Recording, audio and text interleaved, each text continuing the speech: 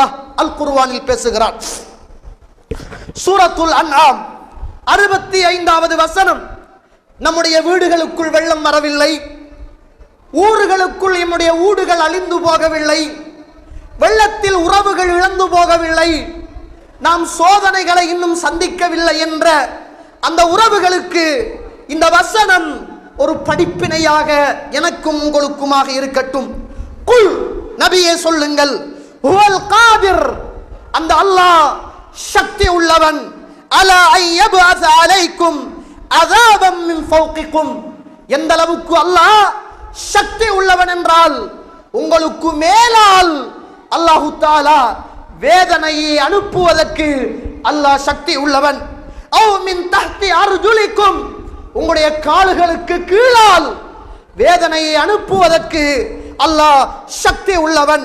அவ் யல்பிசக்கும் ஷியான் அவ் யுதி அவ் யல்பிசக்கும் ஷியான் வ யுதிக பஅதக்கும் பஅஸ பஅத், சிலருடைய வேதனைகளை சிலர் புரிந்து கொள்வதற்காக, அனுபவிப்பதற்காக அல்லாஹ் தஆலா சிலரோடு சிலரை அல்லாஹ் பிரிக்கவும் சக்தி உள்ளவன். அல்லாஹ் அக்பர்.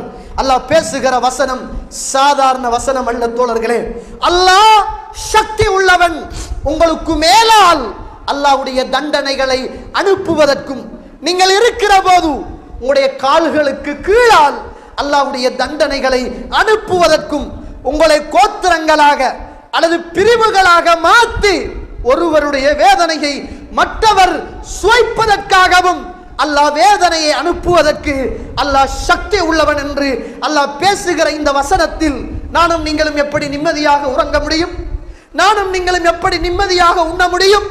நானும் நீங்களும் உங்களுடைய மனைவிமார்கள் பிள்ளைகளோடு எப்படி சந்தோஷமாக சாப்பிட்டு உடுத்து உண்டு திரிந்து சந்தோஷம் மாத்திரம் இந்த உலகத்தில் அனுபவிக்க முடியும் என்பதை மறந்துவிடக் கூடாது.